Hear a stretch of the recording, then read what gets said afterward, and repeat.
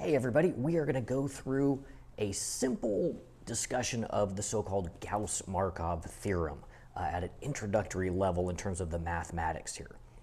So this is what we'll call this part one of the Gauss-Markov theorem discussion because there's two parts to the theorem and the proof. We're going to cover the unbiased property that we hope is present in the ordinary least squares estimator. So this is a follow-up discussion to our previous little lecture on the way we've done it, the 7 classical linear regression model assumptions, right? So I'm assuming that we have absorbed all of this information, right? That our assumptions are that our model is correctly specified, it's linear in parameters, it has an additive error term, it has a zero mean error term, it has an error term that is truly random, uncorrelated with our x variables. That's going to be very important coming up. Therefore, all of our x variables can be considered completely non-random, therefore fixed or exogenous in repeated samples. We'll also make the assumption that we have independence of our error term observations, so no autocorrelation or serial correlation amongst those observations. We'll also be making the homoscedasticity assumption, that each observation of the error term has the same variance. So the distribution, the dispersion of every error term behaves exactly the same. And we'll also assume no perfect multicollinearity amongst our x variables. And then lastly, the normality assumption, which we're not going to need to apply here. So with all of that in mind, right, again, there's a lot of information in there. But kind of the story that comes out of that, the way we're talking about the error terms, right, as introducing this idea of randomness across repeated samples. So it's the idea that when we gather data, we create a data set, we run a regression, we just have access to one possible sample. And hypothetically, we could go back in time, resample that data or take another random sampling from a population and get slightly different results because of that random variation that occurs sample by sample by sample, right? So that's what we're representing in this little diagram here with the little vertically positioned distributions for each error term. So the idea is across repeated samples, the observations of each x value is the same, but the associated value of y is going to differ randomly based on that previously described error term distribution that is identically independently distributed with a constant variance, right? So again, the idea is we would go out and gather our data. So we have data point number 1, data point number 2, data point number 3. That's our we'd have that in a spreadsheet, we'd put it into our regression formula, and we would plot the best fit line, and that would be all that we see, right? But again, the idea is, let's back up and say, what if we did that again? What if there was random variation that changed those observations of y? Again, we pluck a different value out of each one of those distributions and say now we get a observation 1 that is below the so-called true regression line. Observation 2 is a little bit above. Observation 3 is way above just by random variation. And then we would get a sample 2 best fit line that looks very different.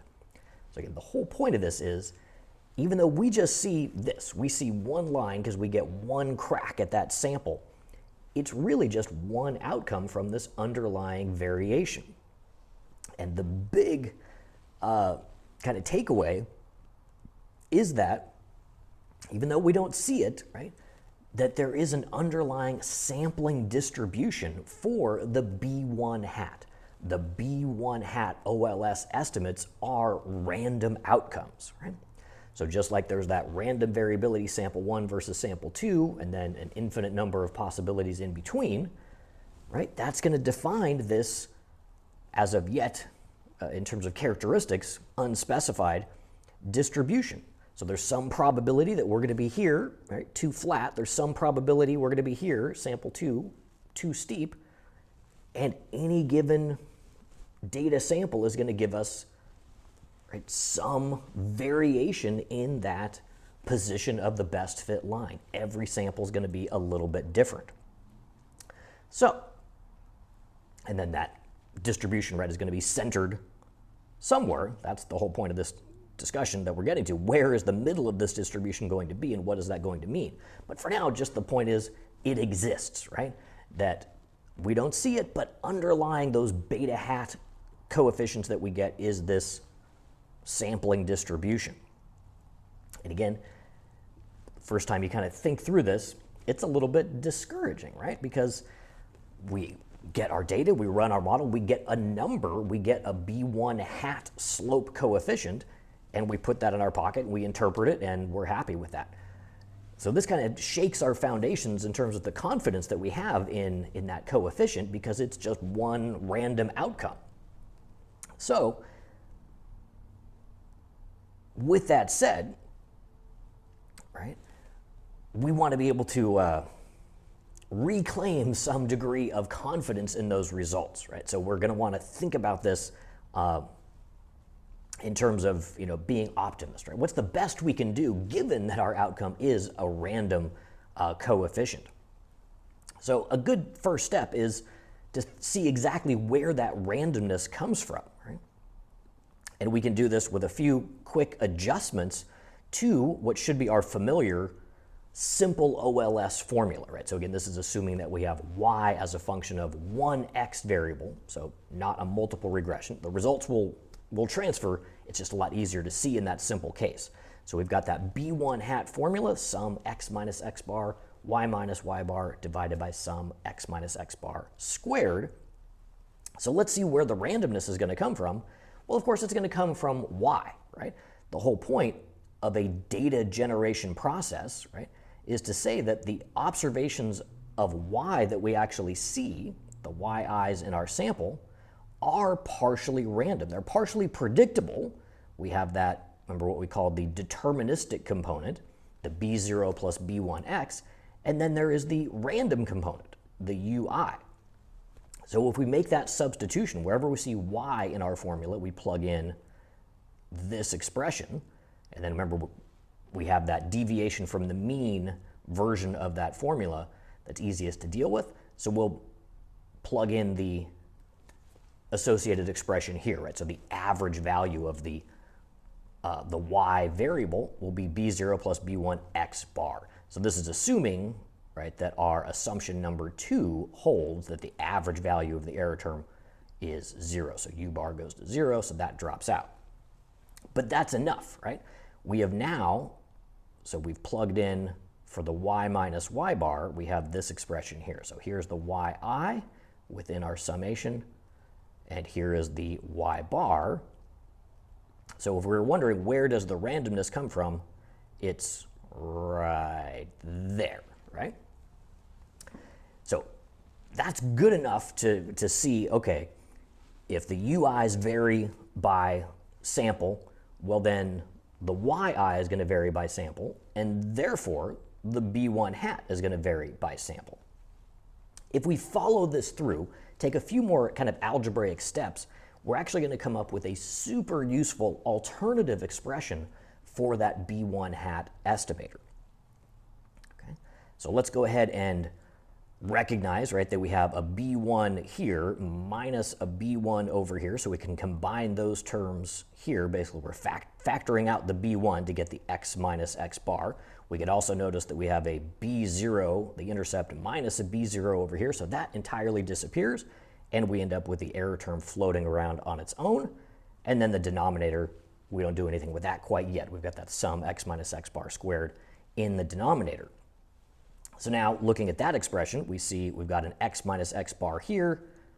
We can go ahead and distribute that, again, still all within that summation operator, but we can distribute it within this term here. So that's our next step. Distribute the x minus x bar.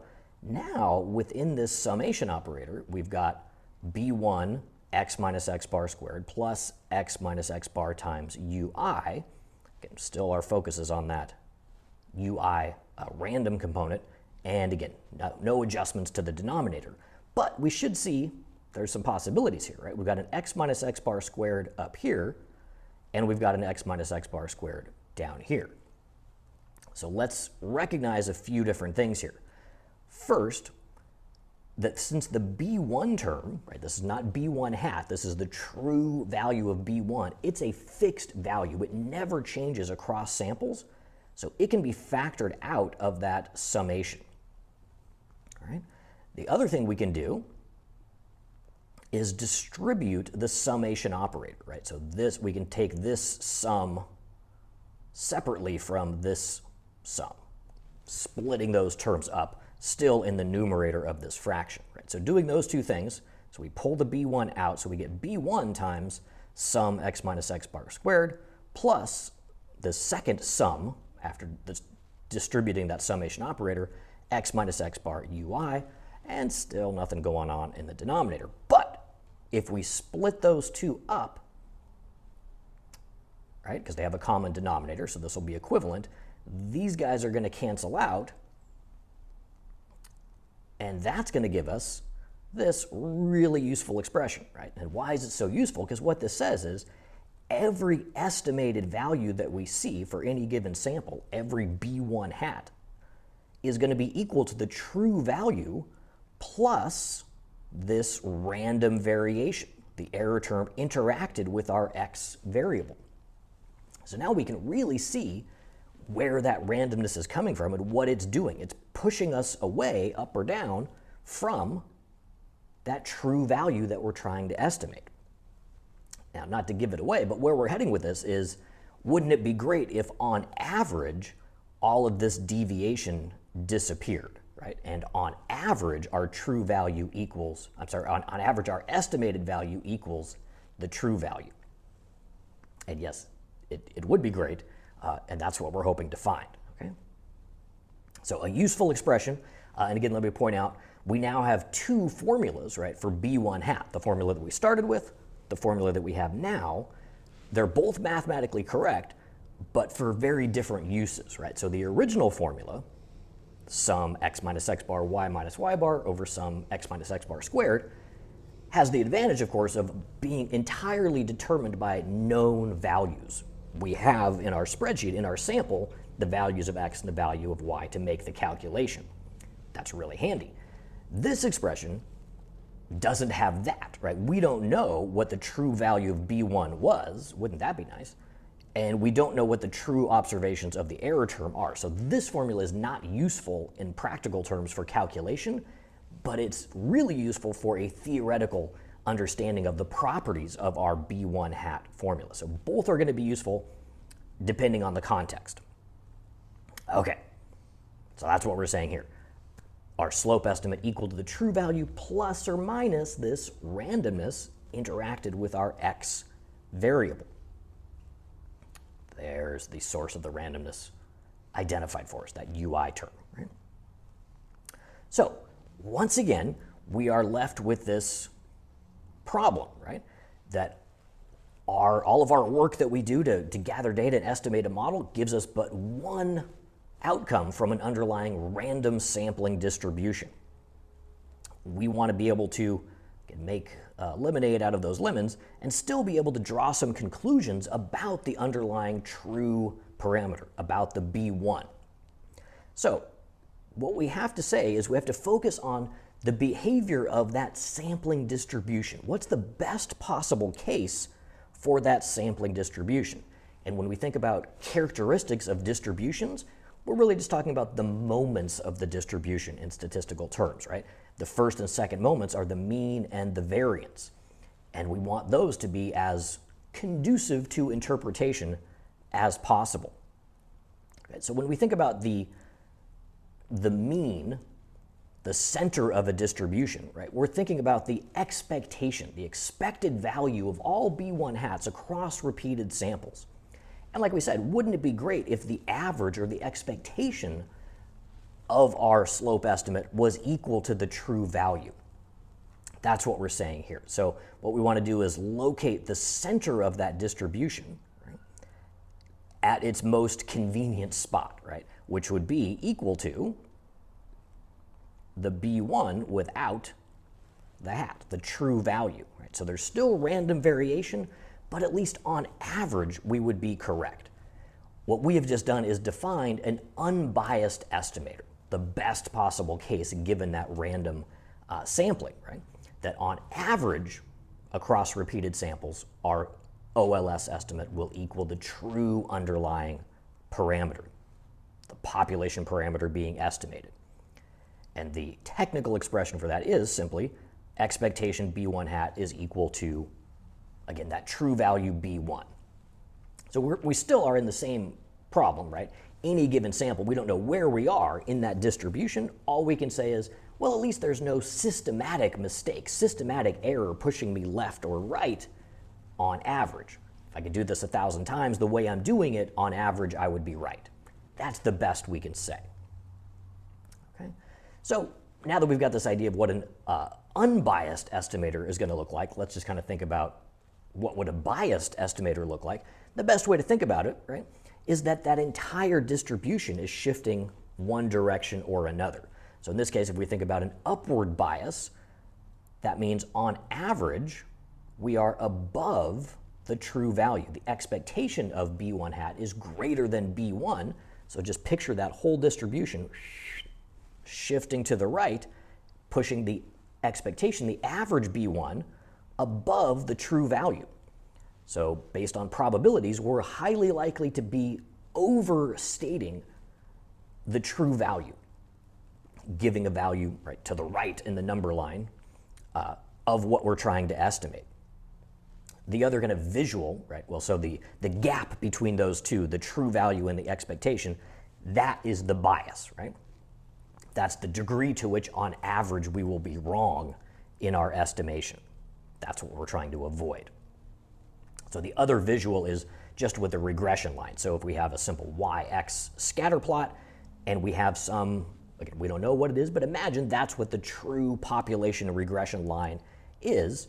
What would an upward biased or a positively biased estimator look like? It's just going to pivot that regression line on average. So the typical, the average OLS is going to be steeper than that true value, and the degree to which that slope is too steep, again, that's the bias. So we're picturing the distribution shifting and the line pivoting upward.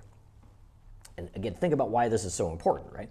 If you were estimating a model with positive bias, then again, even on average, you are going to be giving a impact of X on Y that's greater than it actually is. And I don't know if you're giving investment advice, making policy decisions, whatever it is that you're doing, you're going to be doing it wrong, right? If we have this scenario. And of course, we can be wrong in any number of ways. If we had a downward bias or a negatively biased estimator, again, on average, we're going to deviate from the true value. Here, on average, we're going to be to the left. So imagine, again, that whole distribution shifting away from the true value. So the center of the distribution, always the expectation of B1 hat, is now to the left of the true value. And the gap between them, again, is going to be our bias. Here, the degree of negative bias. So on average, our coefficient is going to be too small. The line's going to be too flat if the true value is positive. And we're going to systematically understate the impact of X on Y. The same idea. We're going to be drawing potentially very, very wrong and potentially very damaging conclusions if that is the case. And again, the other visual, think about that line, the typical OLS pivoting to be too flat relative to the true regression line. Now that I could have sketched this out with different scenarios. If the true line is negative, it would still be more negative, right? So it would actually be steeper. The idea being the position of the typical OLS coefficient is to the left of the true value on the number line. So simplest case would be like this. The true value is positive, and it's going to be flattened out, understating that partial y, partial x slope term. Okay? And again, that deviation will represent the bias.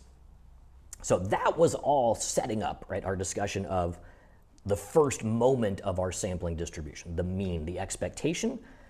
We're also going to briefly talk here about the second moment, right, the role of the coefficient variance. This will be part 2 of the discussion in a second lecture. But just to kind of set it up, when we think about the variance of a random outcome, we're thinking about the dispersion about the mean.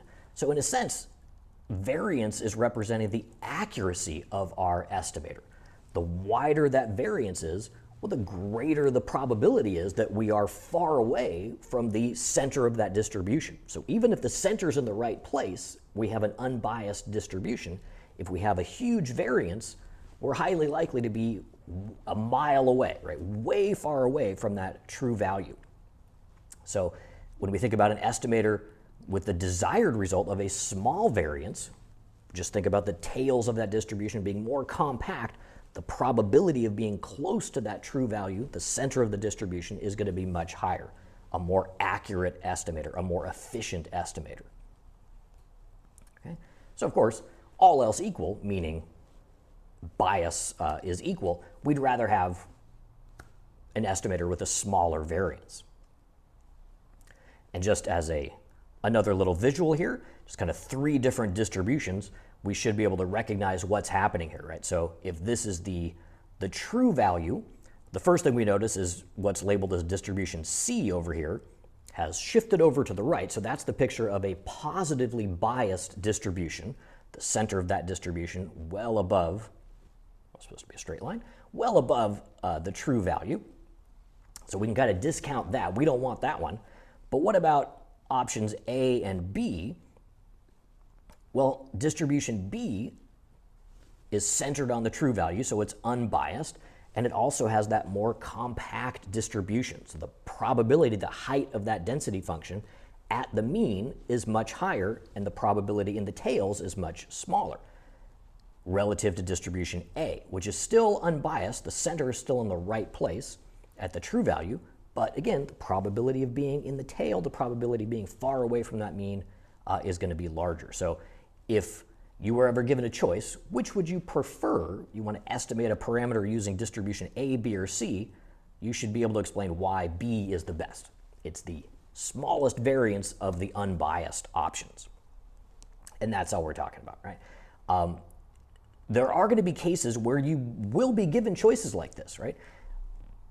And the general consensus, again, there's always exceptions, but the general consensus is do everything you can to achieve an unbiased estimator, even if the variance is a little bit larger, right? So typically you will always trade, right?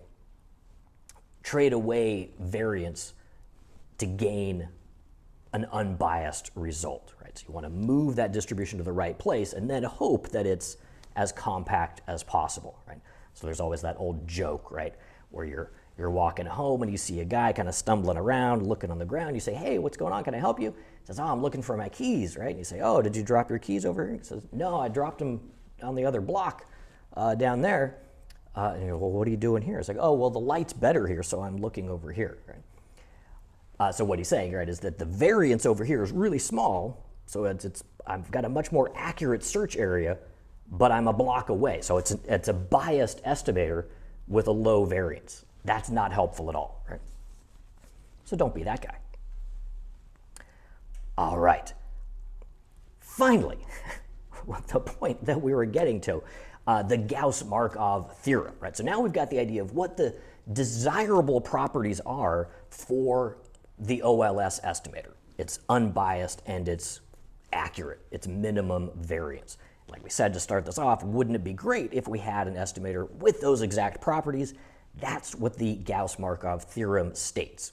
To put it in the simplest possible terms, the statement is, when our assumptions are true, assumptions 1 through 6 of that classical linear regression model list, OLS will provide the unbiased estimator with the minimum variance. Exactly what we want. Fantastic, right? So, the other way that you often see this is that under the classical assumptions, OLS is blue, right? It's the best linear unbiased estimator. And it's, 90% of the job of an econometrician is figuring out when your estimator is blue and when it's not. And if it's not, how do you fix it, right? So that's kind of, this is the first step down that path, right? So we want to show the conditions under which we get these optimal properties, the so-called Gauss-Markov proof. And we're going to do this in the simplest possible way in terms of the mathematics, right? So we could do this, it's actually not any more complicated, but the setup is more complicated. We could do this using the matrix and vector form of the OLS equation, essentially, and get exactly the same results. Since we've been doing everything in summation notation, kind of the algebra of the summation notation, we're going to stick with that. So it should be familiar. So there are two parts to the proof. First, we want to show, under our assumptions, we get an unbiased estimator, expectation B1 hat equal to B1. Part two, we want to derive an expression for the variance of B1 hat so we can potentially show that it is, in fact, the smallest possible outcome. That's going to be the part two. So let's jump into part one, the unbiased proof.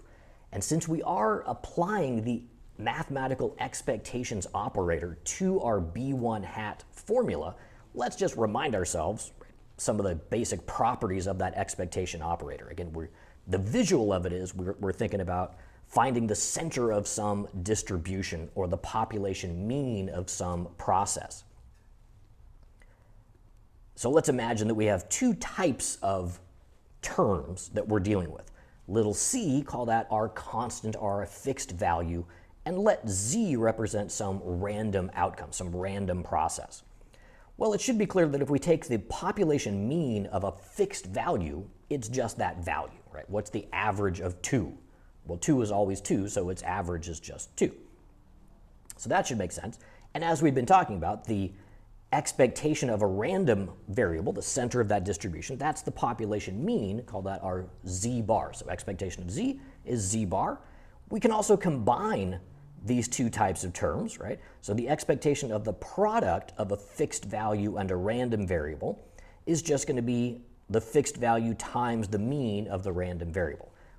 We'll use the term, right, that we're pulling the c out of the expectation operator because its expectation is just itself, right? So expectation z is just c times z bar. And the other thing we're going to be using is, just as a reminder, the expectation of the shared deviations from the mean between two random variables, well, that's the population covariance between those two variables. That's going to be handy to keep in mind as well. So let's jump into it with reminding ourselves of our newly constructed OLS expression, right? So we're jumping down to that point where we've already introduced the random component, right? So we're using the expression B1 hat equal to B1 plus that interaction between x and the error term. Now, before we actually do it, I think it's useful to think about everything in that formula in terms of what type of term is it? Does it act more like a constant term c, or does it act more like a random outcome z? Well, the first thing is the B1, right? That, as we've already mentioned, is a fixed value. We don't know what it is, but it doesn't vary across repeated samples. So by definition, we can treat that B1 as a fixed value. All of our x terms, and they come in these different forms, the x minus x bar and the sum x minus x bar squared, we can treat those as fixed or constant values as well across repeated samples, not by definition, but by assumption. So here's where that CLRM list of assumption comes into play. Assumption number 3 said x and the error term are uncorrelated. We take that to mean that x has no randomness in it. It is fixed in repeated samples. It's exogenous. So that leaves, of course, just our old friend the error term as acting like the z term. The lone source of randomness in our equation should be that ui error term. So let's go ahead and do it. Apply the expectation operator. So we just throw everything into that expectation operator. The first thing we can recognize is, well, expectation of B1 is just B1. So we can pull that out, and we're narrowing it down, right? So we've got just that sum x minus x bar u over sum x minus x bar squared still inside that expectations operator. Now, let's remind ourselves, right, that we can apply our CLRM number 3, because we're assuming all of our assumptions hold, And because we're treating all of those x terms as fixed, right, it's going to act like, the term in the denominator is going to act like 1 over c, right? So this is equivalent to doing this, right? So expectation, okay, sorry for my penmanship here, z over c, well, all we've done is just put the c in the denominator, right? So this is equivalent to 1 over c z bar, right? So this whole thing, that sum x minus x bar squared, is a fixed value. And we should be able to picture at this point, right, from our previous discussions of doing a regression model by hand, right? We have a number for that. We can calculate that sum x minus x bar squared. We already know what that is, and it's just a number. So we can pull that out of the expectation operator, once again, narrowing down our focus. Now we've just got that numerator term, and we can't quite pull the x's out yet because they are interacted, because they are multiplied by that ui term.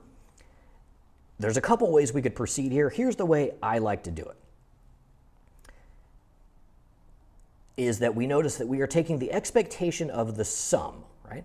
So essentially what we're going to do is say, well, the expectation of the sum is equivalent to the sum of the expectations, right? So we're essentially distributing, if you will, the expectation operator. So all we've done is put the big E inside the sigma, right? So this is now summing all of these expectations across our in observations, the x minus x bar times ui. Okay, so that's the first step. The next thing to notice is that term that we're left with, that expectation xi minus x bar times ui, because the average value of the error term is 0, we could just put that back in just to make it obvious that that term is the covariance between x and u. And isn't that convenient, because we have an assumption about that, assumption number 3, yet again, to the rescue, that the x and the u are uncorrelated, that covariance will be 0, so that whole thing drops out, and oh my gosh, look at that. The expectation of the b1 hat will equal the true b1.